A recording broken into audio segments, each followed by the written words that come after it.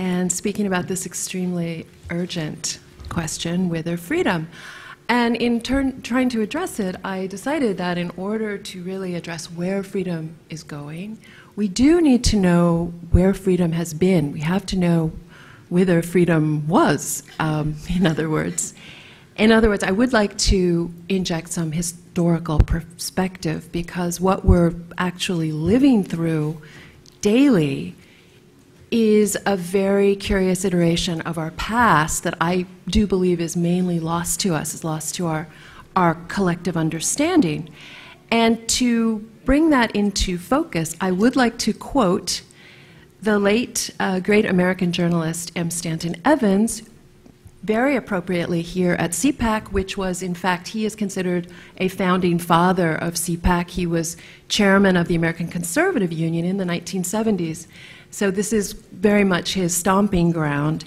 And Stan was, in addition to being a great journalist and a great anti-communist, he was also a historian, but not the PhD kind. He was the kind he was really more of the shoe leather detective back in the archive kind of historian. He did not accept the conventional wisdom. He went back and found out what really happened. And one thing, I got to know Stan in the couple of last few years of his life. And one thing he said in appraising modern American history, which is, again, so appropriate to our modern moment, this would be the history of World War II and the Cold War, he said, and I was actually quite shocked to hear it, to tell you the truth, he said, the more I've delved into these matters over the years, the more I realize that the history we've been given, the conventional history, the establishment history, the consensus, whatever you want to call it, is pretty much bogus. This is a lot of history he's talking about. Now, I do happen to agree, but it was very confirming and validating to hear it with someone of his experience. He talked about how much of what is out there is this amalgam of court history to, in other words, enshrine the victors.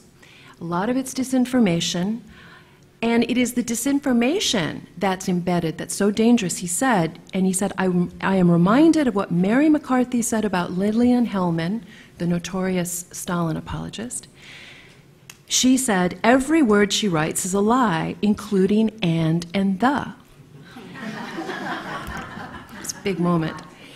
And Stan said, that's a pretty good description of a lot of what passes for history. That's what's so important to bear in mind today.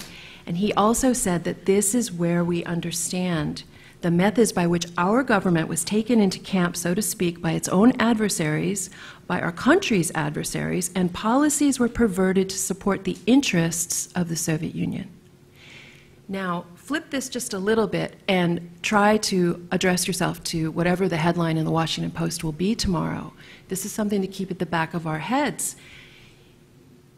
It's very difficult for us to sort through these threats to freedom, we're talking about whither freedom, if we don't understand the past. Now, what we're looking at is obsessive focus on Russian collusion of the Trump campaign to the exclusion of any other campaign, any other party, Democratic Party, Hillary Clinton campaign.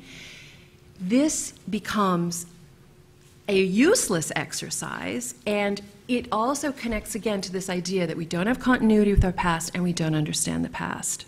So if we are making judgments about Russia and interference in our electoral system and all the rest of it, and we have no concept of the past, we are not going to make good judgments. And I realized that I wanted to bring this book of Stan Evans to CPAC. This is blacklisted by history.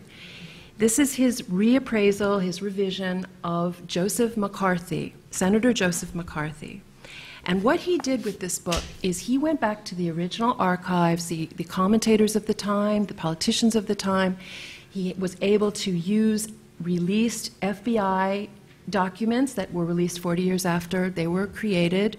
He was able to also use executive sessions from Congress to write this book. And of course, some of the archives the CIA sifted through perhaps, but released, the government release is known as Venona, and some other archival materials out of Moscow to write such a book.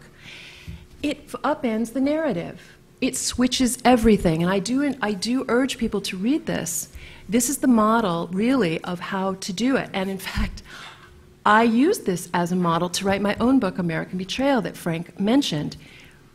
Stan Evans, in a sense, pioneered this technique with one man, Joseph McCarthy. It took this much, it's about 700 pages, to do it. I was able to build on that and broaden out to decades of infiltration and subversion, the Roosevelt years, the war years, the Cold War years. There is so much more to be done that I invite everyone to jump in, because this is a big project to overturn this bogus history. And I will say that one thing Stan said that I do cherish is he said, "You were the reader I was waiting for." And what he meant by that was to take this model, and I was able to use it in my own research, and I'm continuing to use it. This becomes so important because we cannot understand this deception today unless we start flipping it again.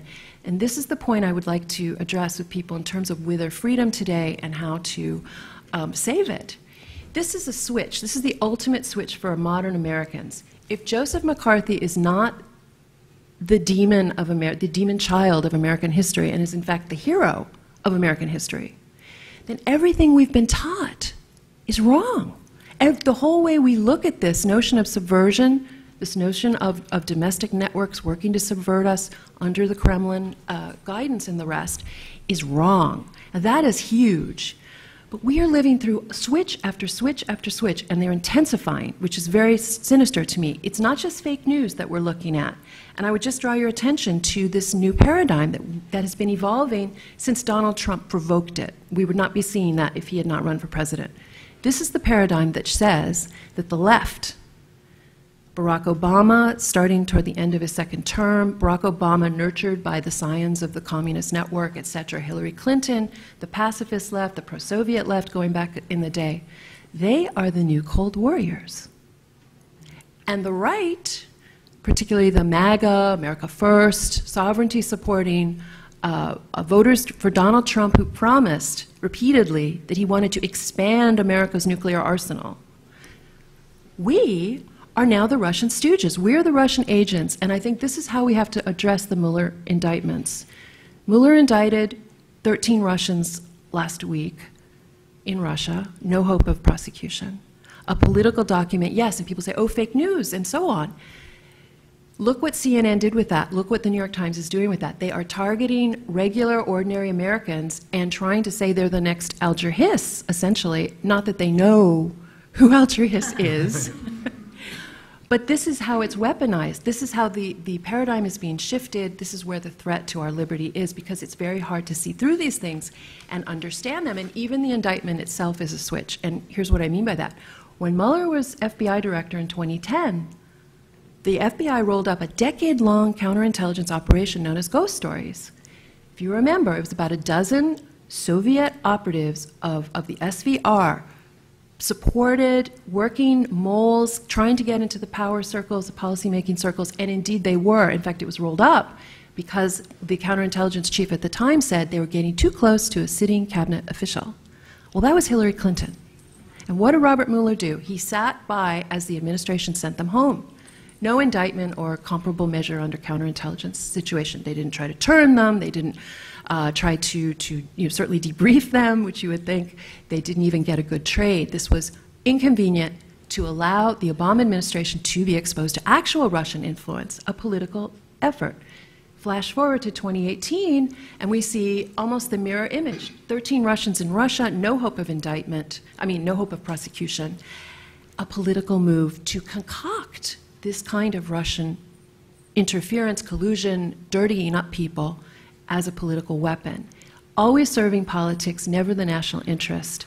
And this is sort of the kind of switches that we need to become very, very aware of, very serious and sinister, and I can see them being used in ways that will be very ugly in the future. So read up, study up, and start looking for switches because they're all around us. Diana Weiss, thank you very much.